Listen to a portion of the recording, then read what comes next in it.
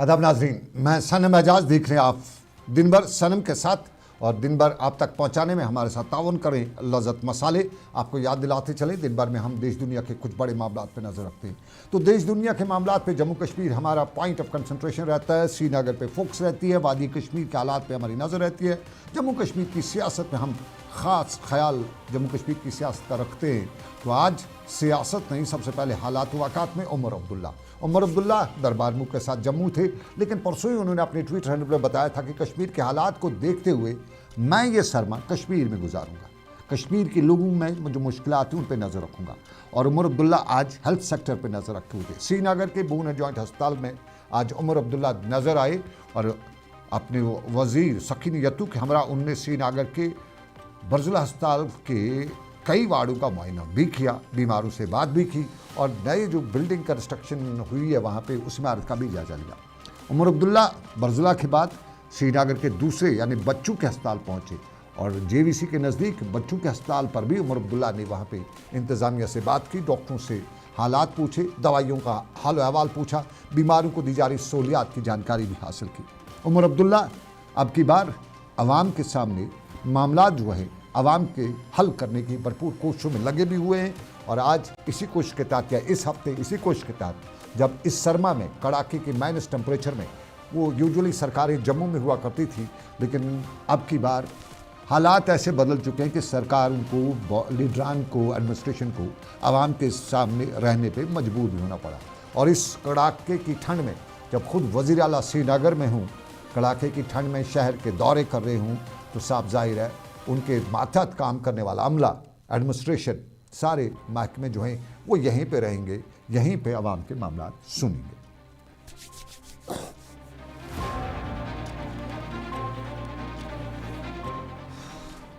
और चलिए आवाम के मामलात के बाद आज साबका हिंदुस्तान के वज़ीर आज़म अटल बिहारी वाजपेयी का यौम पैदाइश था और आज मुल्क भर में भाजपा की तरफ से अटल बिहारी वाजपेयी को खिराज अकीदत अदा करने के लिए तकरीबात का एहतमाम किया गया था। जम्मू कश्मीर में भी भाजपा ने कुछ तकरीबात का एहतमाम किया हुआ था, लेकिन बीजेपी में अटल बिहारी वाजपेयी एक ऐसी शख्सियत हैं जिनकी सियासत आमतौर पर मुसलमानों में यही राय है कि बीजेपी की जो सियासत है उससे हट के रही है।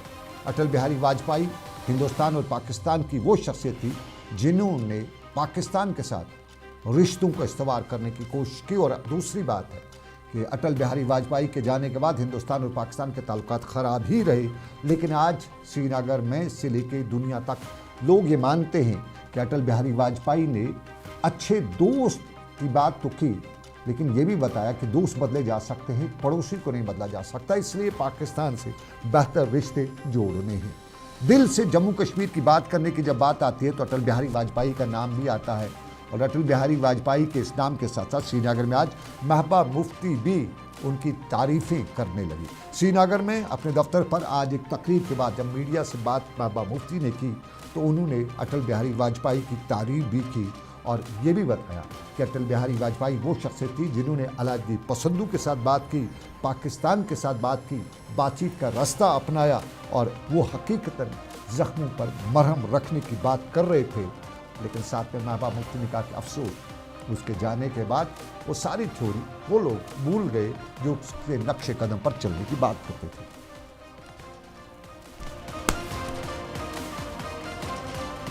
तो वाजपेयी जी थे और मुझे लगता है कि पहली बार इस मुल्क के एक वज़ीर आज़म जैसे जवाहरलाल नेहरू की तरह, इंदिरा जी की तरह उन्होंने कोशिश की जम्मू कश्मीर के लोगों के साथ दिल से रिश्ता जोड़ने की। और जब उन्होंने जम्मू कश्मीर के मसले के हल के हवाले से कहा था मैं इंसानियत के दायरे में इसको हल करूँगा, खाली बातें ही नहीं की बल्कि उन्होंने करके दिखाया। पाकिस्तान बस लेके गए, करगिल के बाद बातचीत जारी रखी, जब पार्लियामेंट पे हमला हुआ उसके बाद बातचीत जारी रखी और जम्मू कश्मीर के लोगों पे ज़ख्मों पे मरहम करने की कोशिश की। तो उस वक्त जब मुफ्ती साहब वज़ीर आला थे तो हमने जेलों के दरवाजे खुले छोड़ दिए, गिलानी साहब को, यासीन मलिक साहब, शबीर शाह साहब जितने भी जेलों में बंद थे उनको जेलों से बाहर लाया और वाजपेयी जी ने उस पॉलिसी का सपोर्ट किया, उसकी मुखालफत नहीं की। तो मैं समझती हूँ कि जम्मू कश्मीर के लोग उनको ज़रूर याद करते होंगे, उनकी कमी महसूस करते होंगे और जो बड़े बड़े जो कॉन्फिडेंस बिल्डिंग मेजर्स हो गए जैसे बातचीत हुर्रियत के साथ जैसे पाकिस्तान के साथ रास्ते खोलने की बातचीत, जैसे पाकिस्तान के साथ डायलॉग की बातचीत, ये सब वाजपेयी जी ने इनिशिएट किया। और शायद यही बहुत बड़ी वजह है कि जो मुफ्ती साहब ने दोबारा बीजेपी के साथ हाथ मिलाया, ये सोच के कि जो वाजपेयी ने जम्मू कश्मीर को लेके एक इंसानियत के दायरे में मसले कश्मीर के हल ढूंढने की कोशिश की। शायद बीजेपी की जो अब उस वक्त की लीडरशिप, अटल बिहारी वाजपेयी, भाजपा की शख्सियत। और थोड़ा सा आपको याद दिलाता चलूँ, तब वज़ीर आज़म अटल बिहारी वाजपेयी थे और तब एक लाइव डिबेट था टीवी पे, और टीवी पे पूछा गया था बच्चों से, वो 7th के बच्चे थे, उनसे जनरल डिस्कशन हो रहा था लाइव डिबेट में। जब एक बच्चे से पूछा गया, मुसलमान बच्चा था, उनको पूछा गया कि आप अटल बिहारी वाजपेयी के बारे में क्या जानते हैं, तो उनका सीधा जवाब था, a good man in a bad party. उनकी नज़र में बीजेपी गलत पार्टी थी, लेकिन ये जो वाजपेयी जी हैं, अ गुड मैन। ये तब की बात है, करीबन तब वो वज़ीर आज़म थे। यानी एक अच्छे आदमी, और उन अच्छा जो करता है उसको याद रखा जाता है। और हिंदुस्तान पाकिस्तान में जब अच्छे रिश्तों की बात आती है तो अटल बिहारी वाजपेयी को याद रखा जाता है। लेकिन जब बात अच्छे की आए तो उत्तर प्रदेश में क्या हो रहा है?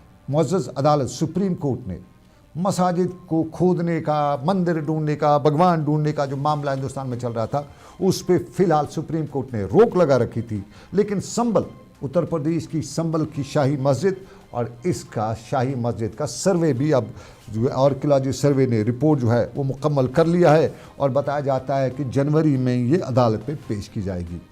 आज जो अदालत की तरफ से मुकर्रर किए गए कमिश्नर, उन्होंने मीडिया को बात बताई, और मुल्क के एक जाने माने अखबार के मुताबिक वकील रामेश्वर सिंह राघो ने इस मामले में बताया कि 23 दिसंबर की रिपोर्ट जो है वो 2 जनवरी या 3 जनवरी को दाखिल की जाएगी।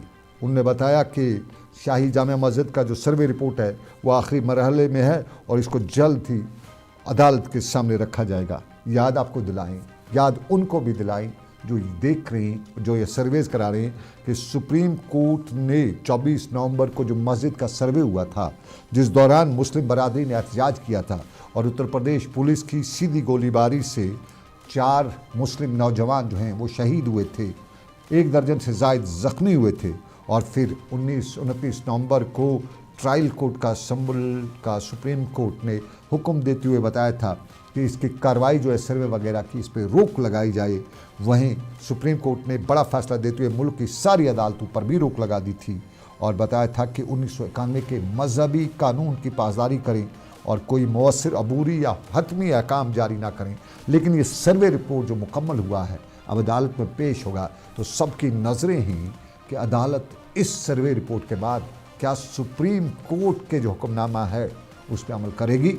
इधर संभल के करीबन 100 किलोमीटर दूर बदेवा शहर उत्तर प्रदेश का, और बदेवा में भी एक मुकामी अदालत 18 जनवरी को तय करेगी कि बयादामी या बदेवा की जामिया मस्जिद, जिससे शमसी जामिया मस्जिद कहा जाता है, उसके नीचे वाकई नीलकंठ मंदिर की मौजूदगी का जो दावा वहाँ की हिंदू जमातों ने किया है उस पर समाअत की जाए या नहीं। 18 जनवरी को ये तय किया जाएगा कि समाअत होगी या नहीं। और इसमें मुस्लिम फरीक की नुमाइंदगी करने वाले एडवोकेट अनवार आलम ने बताया कि उन्होंने मुअज़्ज़ज़ अदालत के सामने दरख्वास्त के साथ साथ सुप्रीम कोर्ट के हुक्म की कॉपी भी पेश कर रखी है, और याद दिलाया है कि सुप्रीम कोर्ट ने बताया कि निचली अदालत इस मामले में कोई हुक्म न दे, कोई सर्वे ना कराए। अब देखना है कि इस ऐसे मुकामात के जहाँ सुप्रीम कोर्ट ने बताया कोई जवाज़ नहीं बनता है, तो वहीं अब अदालत क्या करती है, मामला अदालतों पे है। वहीं आपको ये भी बताते चलें कि अखिल भारतीय हिंदू महासभा के कन्वीनर मुकेश पटेल ने बताया है कि जो ये मस्जिद है इसके नीचे कभी एक हिंदू मंदिर हुआ करता था, और उसने अदालत से पूजा की मांग की है। ये मंदिर मस्जिद का मामला मुल्क में है, और इस पे आपको खोदो अभियान, भारत खोदो अभियान याद होगा, उसी के साथ जोड़ के भी बहुत से लोग देख रहे हैं।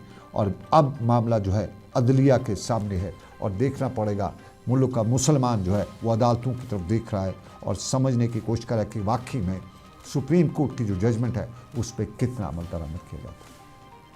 लेकिन हमारे यहाँ कितना अमल दरामद होता है? कायदे और कानून के मुताबिक साइबर क्राइम और रेट बढ़ चुका है।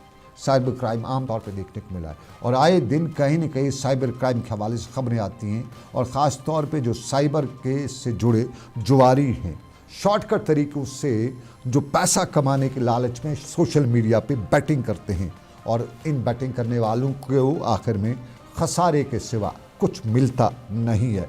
और आज बाज़ाब्ता तौर पे साइबर पुलिस कश्मीर ने सोशल मीडिया इन्फ्लुएंसर्स और इस तरह के जो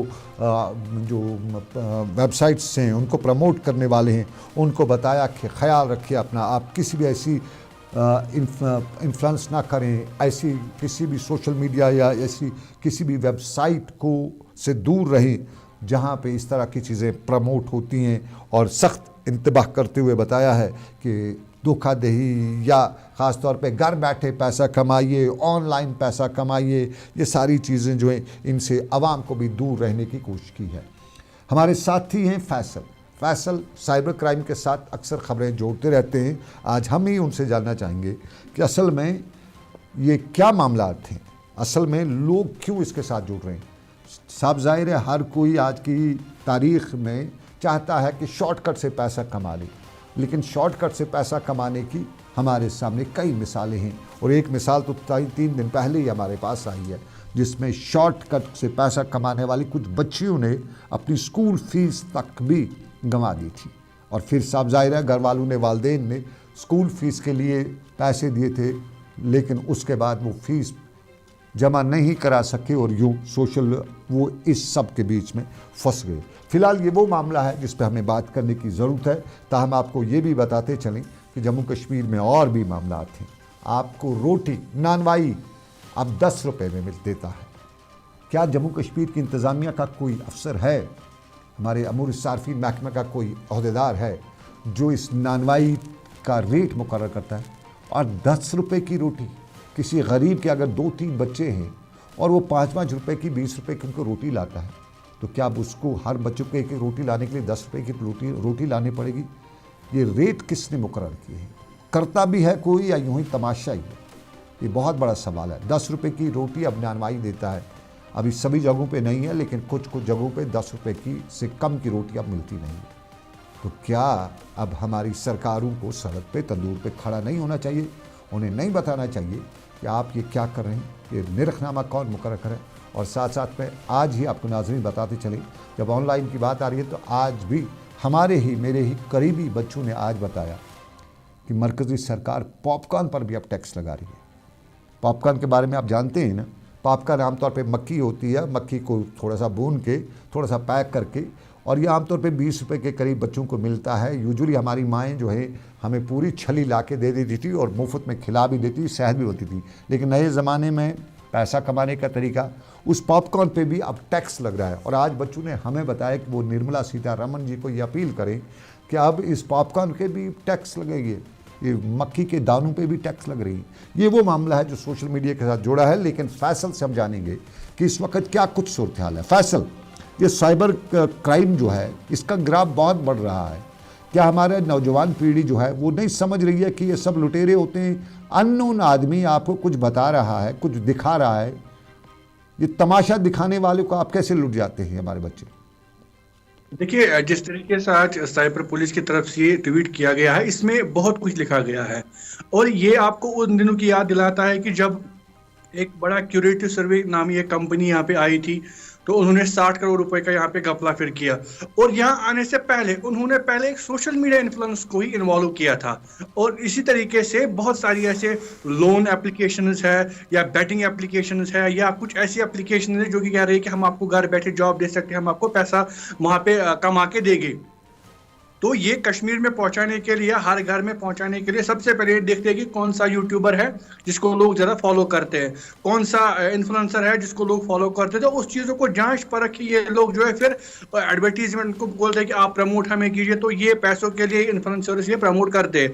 लेकिन जैसे ही इनको लगता है कि हमने कस्टमर्स यहाँ पे बनाया, अच्छा खासा पैसा उनका हमारे पास जमा हो गया है, उसके बाद ये ठगना शुरू कर देते हैं। और जिसमें कई ऐसे लोग हैं जो कि कुछ घर में कुछ बेचते भी है, उसके बाद इसमें इन्वेस्ट करते हैं एप्लीकेशंस में, इन वेबसाइट्स पे जो इन्वेस्टमेंट करते हैं। लेकिन जैसे ही फिर टाइम आता है, पैसे जमा हो जाते हैं इन कंपनी वालों के पास, उसके बाद ये अपनी कंपनी बंद कर देते हैं और उनके पास अच्छा खासा पैसा आता है। जैसा कि हाल ही में जो आपको एक क्यूरेटिव सर्वे की एक कंपनी है जिसने 60 करोड़ रुपए का यहाँ पे चूना लगाया कस्टमर्स को, उसके साथ साथ ऐसे हजारों ऐसे एप्लीकेशंस है, ऐसे वेबसाइट्स है या ऐसे कुछ ऑफिस है जो यहाँ पे ऑपरेट भी करते हैं कहीं कहीं जगह पे, जो लोगों को पहले ठगते हैं, उसके ऑफिस भी दिखाते हैं, उसके बाद फिर उनका नाम निशान कहीं पे नहीं मिलता है। फिलहाल साइबर पुलिस की तरफ से ये ट्वीट करके कहीं ना कहीं उनको वार्निंग दी गई है कि आप इस तरीके से जो वो कंपनियां हैं जो नौजवानों को ठग सकती है या जो लोगों को ठग सकती है, उनकी आप प्रमोशन ना करें। अगर आप फिर भी बाज नहीं आते हो तो आगे जाके आपके खिलाफ जो है कार्रवाई हो सकती है और उनके साथ साथ लीगल कार्रवाई भी आपके साथ हो सकती है और उसके साथ साथ आपको जुर्माना भी आयद करना होगा। लेकिन अब देखने वाली बात होगी कि इस वक्त मुझे लगता है, जो मेरी ऑब्जर्वेशन है, कि वो कोई घर नहीं है, वो कोई नौजवान नहीं है जिसके पास कहीं ना कहीं कोई ना कोई वेबसाइट नहीं है, कोई ना कोई ऐप है जिससे वो कहीं ना कहीं ये बैटिंग भी करता है, उसके साथ साथ जो है लोन भी लेता है, अपने डॉक्यूमेंट्स वहां पे रखता है। तो कहीं ना कहीं मुझे लगता है कि बहुत सी सारी तो आबादी है कश्मीर की जो कि इस चीज में अभी भी मुलवस है और इस तरीके से बैटिंग भी करते हैं, लोन भी लेते हैं, उसके साथ साथ इन्वेस्टमेंट भी करते हैं। लेकिन जब टाइम होता है लास्ट में जो है उनके हाथ कुछ नहीं लगता है, सिर्फ बाबा जी का घंटा रहता है। बाबा जी का घंटा ही रहता है उनके हाथ में। बहुत शुक्रिया इशरत, मैं अपने माफ़ कीजिएगा, बहुत शुक्रिया फैसल, बहुत बहुत शुक्रिया मुझे ज्वाइन करने के लिए।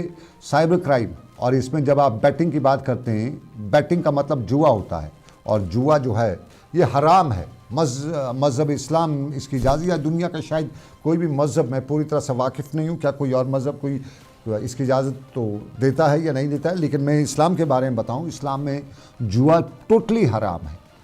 एक जुआ हराम है, गुनाह की बात है। दूसरी बात आपको नाज़रीन बताते चलूँ अपने कुछ तजुर्बे जो आपके साथ कभी कभी हम शेयर कर लेते हैं। हमारे एक दोस्त थे और उसकी फैमिली का एक बच्चा जो है वो इस बैटिंग में था गया, उसको कुछ बताया गया कि आप 500 पहले 50 रुपये उसको बोला गया और 50 जब उसको बोला कि आपके पैसे डबल हो जाएंगे और उसका 50 को 100 दे दिया गया। दूसरे दिन उसको बोला नहीं जी आप 100 डालिए, 100 का। 2 महीने उसके साथ 100 50, पहले 50 दिया, 50 का डबल, उसने दोबारा 50 के उसका भी डबल किया गया। दूसरे दिन उसने 100 डाला, 100 का भी उसको डबल करके 200 दिया गया। तीसरे दिन उसने 300 डाला, 300 का भी 600। जब 8000 तक वो पहुंचा तो 8000 के बाद उसको बोला 20,000 डालो, और 20,000 डालने के बाद उसका 40 दिया और 40 के बाद उसको बोला 50 डालो। फिर उसको लाख का बोला, तो जैसे उसने लाख डाला तो उसका वो सारा अगला पिछला लेके वो गायब हो गए।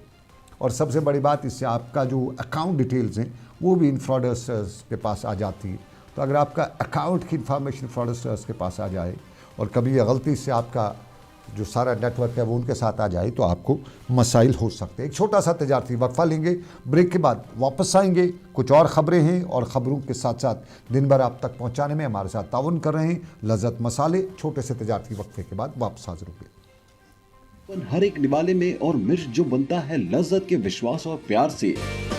लज्जत का रेड चिली पाउडर जो लाए हर जायके में एक गजब सा तीखापन और बढ़ाए खाने का स्वाद दुगना।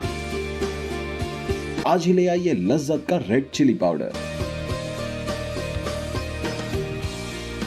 कश्मीर की वादियां और भी खूबसूरत लगती हैं जब हाथों में होता है प्याला ब्लैक मस्ती चाय का। ताजगी ऐसी कि हर लबों पे मुस्कान लाए, कड़क इतनी कि हर सुबह बेहतर नहीं बेहतरीन हो जाए। कश्मीर के असली चाय के दीवाने पीते हैं सिर्फ ब्लैक मस्ती चाय, आप भी पीजिए।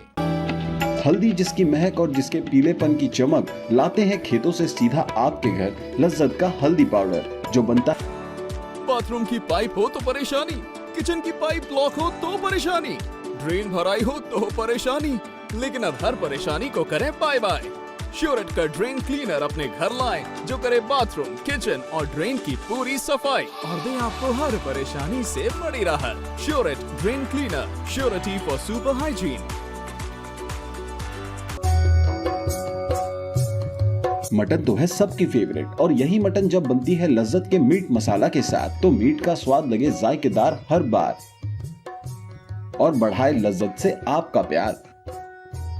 आज ही ले आइए लज्जत का मीट मसाला। खुशामदीद आपका तजारती वक्फे के बाद लज्जत मसालों के ताउन से आप देख रहे हैं दिन भर, और दिन भर में हमने वक्फे से पहले आपको बताया था बैटिंग की मुसीबत, लोगों को परेशान होना पड़ता है। लेकिन एक और मुसीबत है मनशियात की। इस मनशियात के हवाले से सनसनीखेज इंकशाफ पार्लियामेंट तक हुआ है, और जितनी जो हीरोइन वगैरह जो है वो 270 किलो की जो हीरोइन है वो जम्मू कश्मीर में वजारत दाखिला ने बताया है कि पकड़ी गई है, और ये मुल्क में सबसे टॉप लेवल पे है।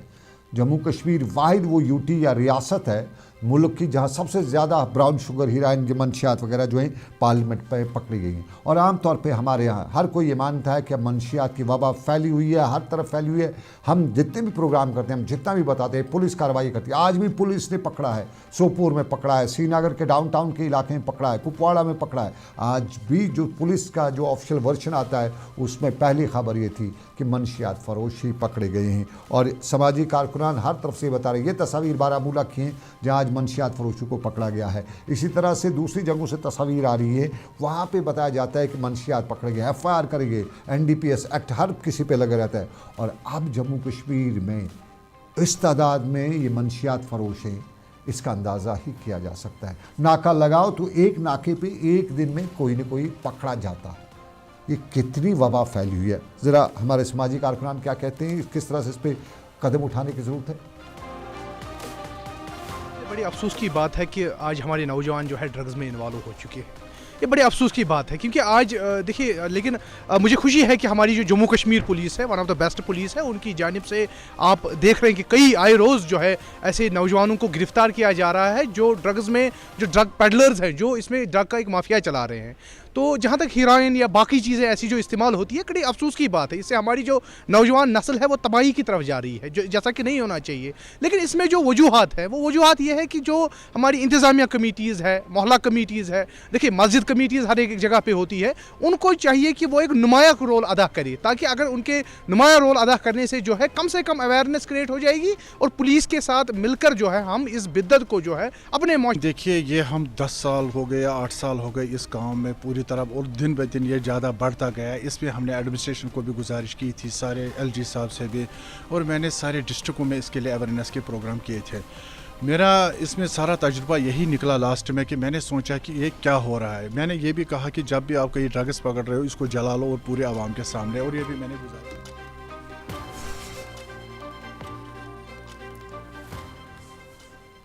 थोड़ा सा अपने नाज़रीन को बताते चले, मंशियात में 2 तरह के लोग इन्वॉल्व होते हैं। एक जो पीने वाला होता है, उसको बाद में पैडलर बना, यानी एक जगह से दूसरी जगह वो लेने वाला बन जाता है। तो एक दूसरा जो पैसे के लिए, कमाने के लिए होता है। तो पैसे वाला जो पैसा कमाने के लिए मंशियात फरोश है, जो लोगों को आदी इसका बनाता है, वो हमारे समाज का सबसे बड़ा दुश्मन है। ये पीने वाला, इसके वालिदैन, ये खुद बेचारा होता है, इसको मजबूर किया जाता है, इसको फंसाया जाता है, और बाद में उस पूरी फैमिली को तह बर्बाद किया जाता है। ख्याल रखिएगा अपने बच्चों का, कहीं आपके बच्चे इस मुसीबत का शिकार तो नहीं हो रहे हैं। और उसके लिए आपने सिर्फ एक चीज़, उनकी फ्रेंड सर्कल का ख्याल रखना है, उनका फ्रेंड सर्कल कैसा है। लेकिन नाज़रीन, फ्रेंड सर्कल की बात आए तो हमारे इस दूरदर्शन, ये वादी कश्मीर का पहला या सबसे बड़ा ऐसा इदारा था जहाँ से हमारे लोग आर्टिस्ट वाबस्ता हुआ करते थे। हमारे यहाँ सब कुछ जो है, पहला प्रोडक्ट जो है दूरदर्शन हुआ करता था। लेकिन दूरदर्शन का ड्रामा सेक्शन जम्मू कश्मीर के या कश्मीर वैली के बहुत से ऐसे हालात की, ऐसे मामलात की अक्कासी करता था जिनको आम हालात में करना मुश्किल होता था। लेकिन अब ये ड्रामा सेक्शन जो बंद हुआ है, तो इस शोबे के साथ जुड़े लोग जो है वो बेरोज़गार भी हो चुके हैं, और उनका पिछला पैसा भी इस वक्त दूरदर्शन इंतज़ामिया के पास है। तो न पिछला मिल रहा है, न नया काम मिल रहा है। ये मामला श्रीनगर में आज एसोसिएशन जो है, इनकी freelance producers and directors association, उन्होंने आज DD कौशल की बात करते हुए बताया कि हम पीछे भी पिसे हैं, आगे भी पिसाने का इनका ख्याल है।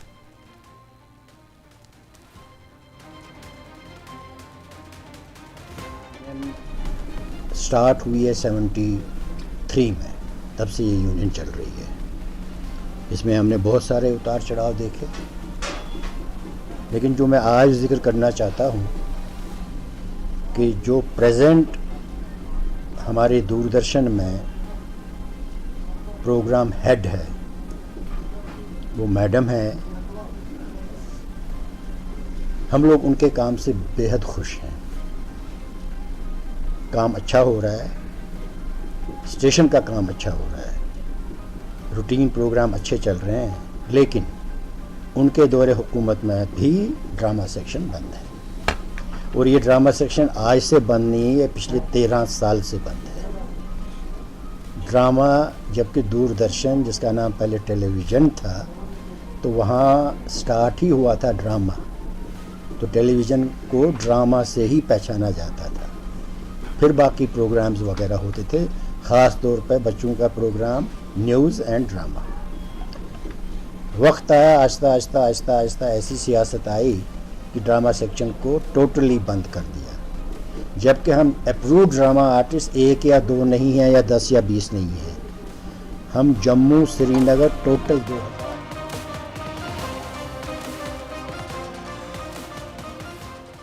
नाज़रीन, ये था हमारा आज का दिन भर। आज के दिन भर से बस इतना ही। इस उम्मीद के साथ आपसे लेंगे इजाज़त, फिर रब कायनात की मर्ज़ी फिर करेंगे आपसे मुलाकात। रखिए अपना ख्याल। अल्लाह हाफ़िज़।